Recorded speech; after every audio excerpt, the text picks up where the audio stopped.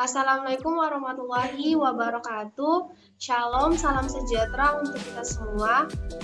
Sebelum saya membahas mengenai materi strategi belajar yaitu laporan neraca, izinkanlah saya terlebih dahulu untuk memperkenalkan diri.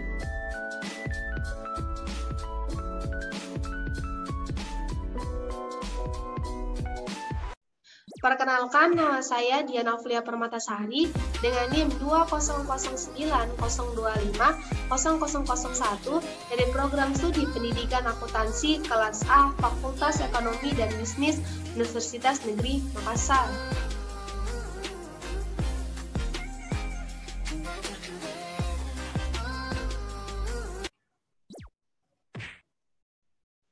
Nah, di sini terdapat 5 pokok pembahasan yang akan saya bahas. Nah, pokok pembahasan yang pertama yaitu pengertian. Laporan neraca merupakan aset penting di dalam perusahaan. Sebelum membuat contoh neraca, akuntan maupun pejabat keuangan harus paham terlebih dahulu pengertian laporan neraca. Laporan neraca adalah dokumen yang berisi kondisi keuangan perusahaan dalam periode tertentu. Biasanya, laporan ini ditulis untuk 1 tahun dan akan dijadikan rujukan untuk tahun yang akan datang atau tahun selanjutnya. Nah, jadi laporan neraca ini adalah sebuah laporan yang dibuat pada akhir periode. Nah, pokok pembahasan yang kedua itu manfaat. Yang pertama, sebagai alat menganalisis finansial jika dalam pelaksanaan terdapat perubahan. Setelah itu, untuk melakukan analisis likuiditas supaya perusahaan memiliki gambaran kewajibannya terkait aset likuid. Nah, yang selanjutnya bisa digunakan sebagai sarana membaca kemampuan perusahaan untuk melunasi hutang jangka pendek. Yang terakhir adalah, jika dilihat dari manfaat di atas, tentu laporan neraca harus ada pada perusahaan, bahkan pengerjaannya harus diberikan kepada tenaga yang memang ahli. Nah, dalam unsur-unsur neraca terdapat beberapa unsur.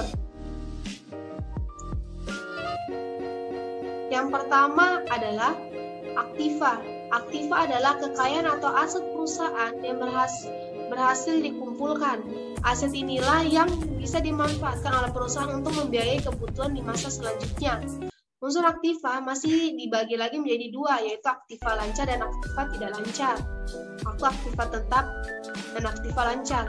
Berikutnya, aktiva tetap. Aktiva tetap adalah aset perusahaan yang digunakan untuk jangka panjang. Minimal masa pemakaiannya itu di atas 1 tahun. Nah, biasa aset ini digunakan untuk membiayai operasional perusahaan. Nah, sedangkan aktiva lancar adalah aset perusahaan yang hanya bisa digunakan untuk jangka pendek, biasanya digunakan untuk membayar hutang jangka pendek atau hutang yang sudah jatuh tempo. Nah, kalau untuk aset lancar ini, dia masa pemakaiannya di bawah dari 1 tahun, berbeda dengan aset tetap. Nah, unsur yang kedua adalah pasiva. Pasiva adalah kewajiban perusahaan. Di dalamnya terkait dengan tanggung jawab pembayaran perusahaan terhadap pihak lain.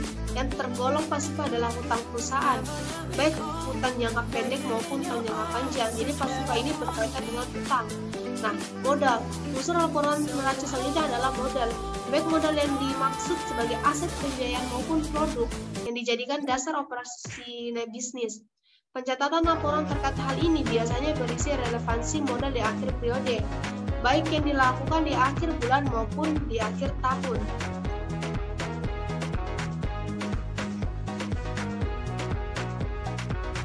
Nah, di sini di slide terdapat gambaran yang telah saya sajikan itu mengenai contoh laporan neraca.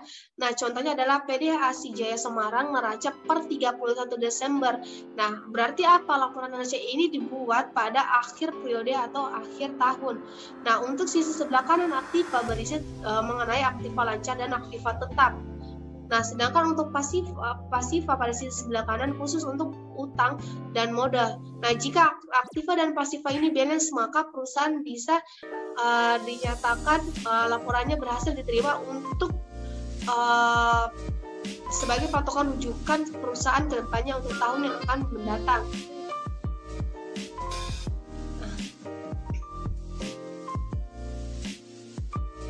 Nah, Nah, bagaimana cara membuat laporan neraca? Nah, terdapat beberapa tahap yang akan kita lakukan sebelum membuat laporan neraca. Tahap pertama adalah membuat jurnal neraca, yang kedua membuat buku besar, yang ketiga laporan laba rugi, yang keempat adalah laporan perubahan modal. Apabila kita telah menyelesaikan keempatnya, setelah itu kita dapat membuat laporan neraca. Untuk dapat mengetahui besar angka yang akan dimasukkan ke laporan ini, kita dapat melihatnya melalui buku besar yang sudah ada dan disusun sebelumnya. Nah, hal ini dimaksudkan agar dapat mengetahui besaran ketentuan yang diperoleh. Setelah itu, laba tersebut nantinya akan dimasukkan kembali sebagai modal pemilik pada laporan neraca yang tengah kita susun. Jadi, kita harus merujuk pada buku besar di mana angka-angkanya akan kita susun kembali ke dalam laporan neraca. Nah, setelah itu,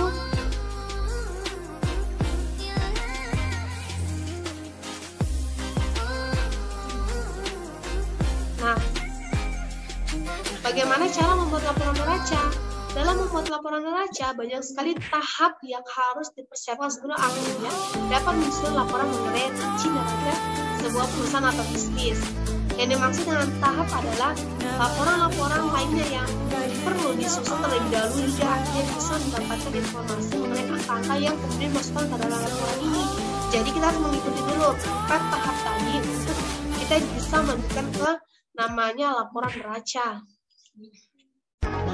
Nah, setelah itu kita masuk ke slide yang terakhir, yaitu mengenai kesimpulan atau penutup. Nah, penutup di sini adalah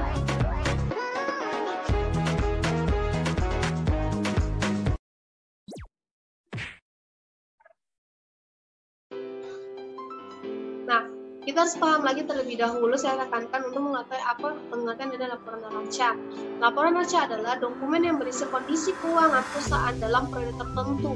Biasanya laporan ini ditulis untuk 1 tahun, jadi ini periode hanya ditulis pada akhir periode atau 1 tahun yang akan mendatang, dan periode tahun ini di akhir periode dan akan dijadikan rujukan untuk tahun selanjutnya.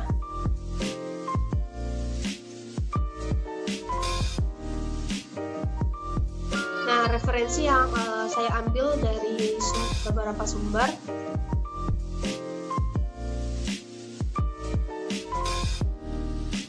Nah, itulah penjelasan mengenai materi laporan neraca.